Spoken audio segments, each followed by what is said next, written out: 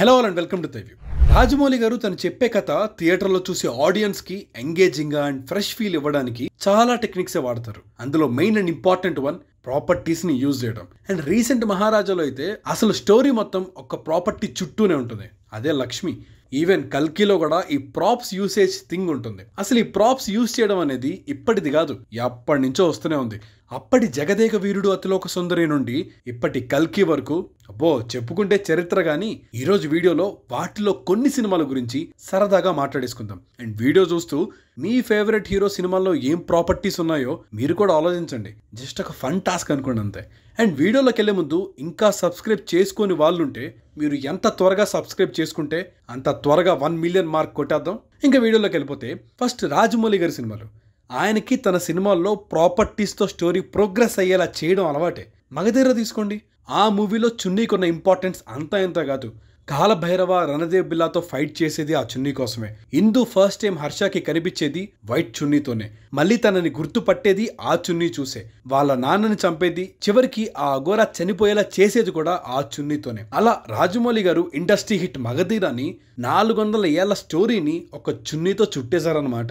And ఇదొక్క సినిమాలోనే కాదు, properties ని రాజమౌళి గారు చాలా నీట్ గా సటిల్ గా చాలా సినిమాల్లో బాగా వాడుకున్నారు. బాహుబలిలో అసలు శివుడు కొండ ఎక్కేది మాస్క్ ను చూసే. అసలు కథ ఆ మాస్క్ వల్లే మొదలవుతుంది. అండ్ యమదొంగలో లాకెట్ వద్దన్నా సరే ఫాలో అయ్యి లాస్ట్ కి అదే మన ఎన్టీఆర్ ని కాపాడుతుంది. ఇక ఛత్రపతి సినిమాలో అయితే ఆ శంఖం లాకెట్ లాస్ట్ వరకు దాని సిగ్నిఫికెన్స్ మనకు అర్థం కాదు, కానీ క్లైమాక్స్ లో శివాజీ వాళ్ళమ్మ ఆ లాకెట్ చూసే గుర్తుపడతారు. అండ్ మర్యాద రామన్న సినిమాలో సైకిల్, విక్రమార్కుడులో అయితే అత్రి సత్యబాబు కూతురికి దగ్గర అవ్వడానికి టేప్ రికార్డర్.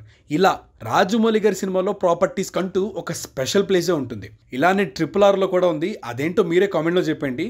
క్లూ కావాలంటే భీమ్ సీతని దాని వల్లే గుర్తుపడతాడు. అండ్ కల్కి మూవీలో స్టిక్, లాస్ట్ వరకు అశ్వత్థామ చేతిలో ఉండే స్టిక్ పవర్ ఏంటో మనకు తెలియదు.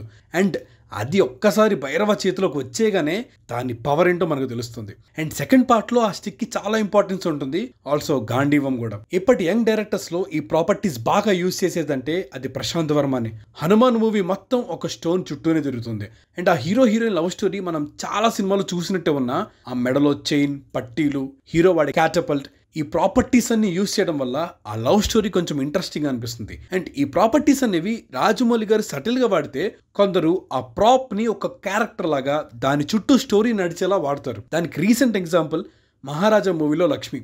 సినిమా మొత్తం దాని గురించే ఉంటుంది. ఫ్రెష్ వద్దు, కొంచెం ఫ్లాష్ బ్యాక్ లోకి వెళ్దామంటారా? మన జగదేక వీరుడు అతిలోక సుందరి మొత్తం శ్రీదేవి గారి రింగ్ చుట్టూనే ఉంటుంది కదా. మన తరుణ్ భాస్కర్ కేడాకోల అయితే మొత్తం డ్రింక్ బాటిల్ అండ్ కాక్రోచ్ మీదనే ఉంటుంది. నిఖిల్ స్వామిరారా వినాయకుడి విగ్రహం కోసం, కార్తికేయ 2 కడియం కోసం, అండ్ సీతారామం మూవీ మొత్తం ఒక లెటర్ చుట్టూనే తిరుగుతూ ఉంటుంది. ఓ ఇదెలా మర్చిపోయా, మన శివమణి సినిమాలో బాటిల్లో లెటర్ ఇప్పటికీ చాలా ఫ్రెష్ గా అనిపిస్తుంది ఈ స్టోరీ. కమల్ హాసన్ గారి దశావతార మూవీ కూడా ఒక ఐడల్ అండ్ దాని లోపల ఉన్న వైరస్ చుట్టూనే ఉంటుంది. అండ్ యుగానికొక్కడులో అంత పెద్ద అడ్వెంచర్ అండ్ వార్ జరిగేది ఎందుకోసం? ఒక విగ్రహం కోసమే కదా. ఇలా కొంతమంది వాళ్ళ స్టోరీ మొత్తాన్ని ఒక ప్రాప్ చుట్టూనే రాసుకుంటే, కొంతమంది డైరెక్టర్స్ ఒక కాన్ఫ్లిక్ట్ రిజాల్వ్ అవ్వడానికి లేదా ఆడియన్స్ కి ఒక సర్ప్రైజ్ ఇవ్వడానికి యూస్ చేస్తారు. అండ్ ఇది సడన్ గా వస్తే సరిపోదు, దానికి ఒక ప్రాపర్ సెటప్ ఉండాలి, అప్పుడే పే ఆఫ్ ఎఫెక్టివ్ గా వర్క్ అవుతుంది. దీన్నే చెకోవ్స్ గన్ అని కూడా అంటారు. దీని డెఫినేషన్ ఏంట్రా అంటే, if you say in first act that there is a gun hanging on the wall, it should be fired in second act or third act. ఇది ఎలా అయినా వాడచ్చు, కానీ ఈ డెఫినేషన్ ని ఫాలో అయిపోయి మక్కి వాడిన డైరెక్టర్ త్రివిక్రమ్ శ్రీనివాస్ గారు.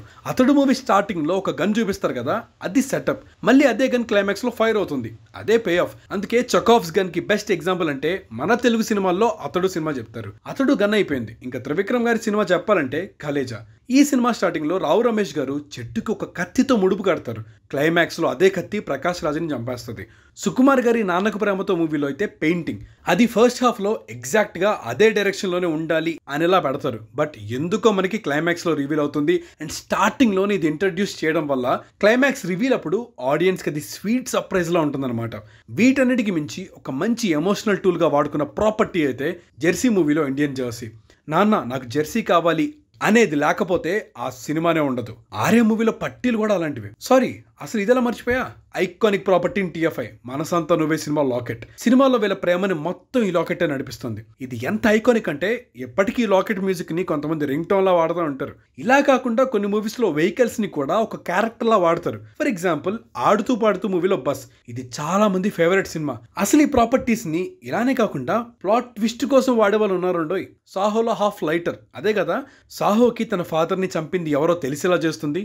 క్లైమాక్స్ లో ఆ లైటర్ ప్రాపర్టీతోనే అది ఆడియన్స్ కి రివీల్ చేస్తారు. అండ్ వన్ నేను ఒక్కడే మూవీలో రూబిక్స్ క్యూబ్ అదే గోల్డెన్ రైస్ గురించి తెలిసేలా చేస్తుంది. ఆల్సో ఈ ప్రాపర్టీస్ అనేవి కాన్ఫ్లిక్ట్ ని రిజాల్వ్ చేయడానికి యూజ్ చేస్తే ఇంకొన్నిసార్లు దాని వల్లే కాన్ఫ్లిక్ట్ క్రియేట్ అవ్వడానికి కూడా యూజ్ చేస్తారు. అదే డెమాంటీ కాలనీ మూవీ లాకెట్. ఆ ఒక్క లాకెట్ ని ఆ రోజు వాళ్ళు తీసి ఉండకపోతే పాపం వాళ్ళ లైఫ్ వేరేలా ఉండేది. చాలా మంచి సినిమా. ఇప్పుడు సీక్వెల్ కూడా రాబోతుంది. డేట్ అనౌన్స్ చేయలేదు కానీ మూవీ అయితే ఆగస్ట్లో రిలీజ్ అవుతుంది. అండ్ నెక్స్ట్ శేఖర్ కమలా గారి ఆనంద్ మూవీలో శారీ.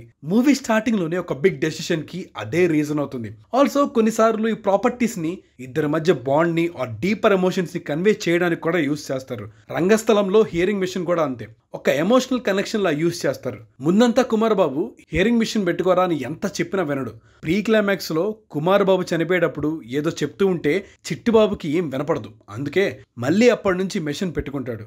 నువ్వొస్తానంటే నేను వద్దంటాను మూవీలో ఆ గుర్ర బొమ్మ. అండ్ అదే త్రిష రీసెంట్ థ్రిల్లర్ మూవీ బృందాల బొమ్మ. ఇక కొన్ని మూవీస్ లో అయితే ఈ డైరీ ఆర్ బుక్ ని ఒక ప్రాపర్టీలా వాడతారు. అది కూడా mostly love stories and thriller movies లోనే ఎక్కువగా యూజ్ చేస్తారు. లవ్ స్టోరీస్ అంటే ప్రియమైన నీకు, ఆనందం, ఇద్దరు అమ్మాయిలతో, 18 పేజెస్ ఈ మూవీస్లో అనమాట. ఇక థ్రిల్లర్ అంటే మనకి వెంటనే గుర్తొచ్చేది శాసనాల గ్రంథం థ్రిల్లర్స్లో ఈ ప్రాపర్టీస్ని టెన్షన్ అండ్ సస్పెన్స్ క్రియేట్ చేయడానికి యూజ్ చేస్తారు. And of course time travel మూవీస్లో కూడా ఈ ప్రాపర్టీస్ అనేవి ఖచ్చితంగా వాడతారు. వాళ్ళు పాస్ట్ ఆర్ ఫ్యూచర్కి ట్రావెల్ చేయడానికి ఆర్ కనెక్ట్ అవ్వడానికి ఏదో ఒక మీడియం అయితే ఉండాలి కదా. సో కొన్నిసార్లు టైమ్ మిషన్స్ వాడితే కొన్ని మూవీస్లో టెలిఫోన్స్ వాడారు. కళ్యాణ్ రామ్ గారు బింబిసారాలో మిర్రర్ వాడితే మన విక్రమ్ గారు 24 మూవీలో వాచ్ యూజ్ చేశారు. ఆయన మళ్ళీ 13B అండ్ దోతా మూవీస్లో డిఫరెంట్ ప్రాపర్టీస్ని యూజ్ చేశారు. And memory loss characters related movies అయిన గజనీలో కెమెరాని వాడితే మంచు మనోజ్ నేను మీకు తెలుసా మూవీలో ట్యాప్ రికార్డర్ని యూజ్ చేశారు. ఇలా ప్రాపర్టీస్ని మూవీలో చాలా రకాలుగా యూజ్ చేస్తారు. ఇంకా చాలా మూవీస్ ఉన్నాయి, మేము చెప్పినవి కొన్ని అండ్ మాకు తెలుసు. సో ఆ టాస్క్ మీరు తీసుకోండి. ఇలా ఏ మూవీస్లో ప్రాపర్టీస్ని బాగా యూజ్ చేశారో సరదాగా మీరు కూడా కామెంట్ చేయండి. So that's a video guys. మీకు ఈ వీడియో నచ్చినట్టయితే please do like, share and subscribe to Thy View and hit the bell icon for more updates. Signing off, team Thy view.